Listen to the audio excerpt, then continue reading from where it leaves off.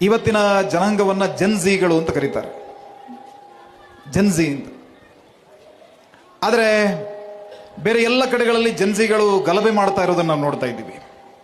ಬಾಂಗ್ಲಾದೇಶದ ಮಕ್ಕಳು ಸೇರಿ ಗಲಭೆ ಮಾಡಿ ಅಲ್ಲಿಯ ಸರ್ಕಾರವನ್ನೇ ಉರುಳಿಸಿ ಆ ದೇಶದಲ್ಲಿ ಇವತ್ತು ಅರಾಜಕತೆ ಇದೆ. ನೇಪಾಳದಲ್ಲೂ ಅದೇ ಪರಿಸ್ಥಿತಿ, ಶ್ರೀಲಂಕಾದಲ್ಲೂ ಅದು ಆಗೋಯ್ತು. ಎಲ್ಲರೂ ಅಂದ್ಕೊಂಡಿದ್ರು ಭಾರತದ ಜನ್ಝಿಗಳು ಏನು ಮಾಡ್ತಾರೆ, ಭಾರತದ ಯುವಕರು ಏನು ಮಾಡ್ತಾ ಇದ್ದಾರೆ ಅಂತ. ಭಾರತದ ಯುವಕರು ಅರೆಬನ್ನಿ ಮಂಗಲದಲ್ಲಿ ಶ್ರೀರಾಮ ಸೀತಾರಾಮ ಕಲ್ಯಾಣೋತ್ಸವವನ್ನು ಮಾಡ್ತಾ ಇದ್ದಾರೆ. ನಮ್ಮ ಯಾರೋ ಒಬ್ಬ ಜನ್ಝಿ ದೇವವ್ರತ ಮಹೇಶ್ ರೇಖಿ ಅನ್ನುವಂಥ ಹುಡುಗ ಮಹಾರಾಷ್ಟ್ರದಲ್ಲಿ 200 ವರ್ಷಗಳ ನಂತರ ಶುಕ್ಲ ಯಜುರ್ವೇದದ 2000 ಮಂತ್ರಗಳನ್ನು ದಂಡಕ್ರಮದಲ್ಲಿ ಪಾರಾಯಣ ಮಾಡಿ ಇಡೀ ಜಗತ್ತನ್ನು ಚಕಿತಗೊಳಿಸ್ತಾ ಇದ್ದಾನೆ.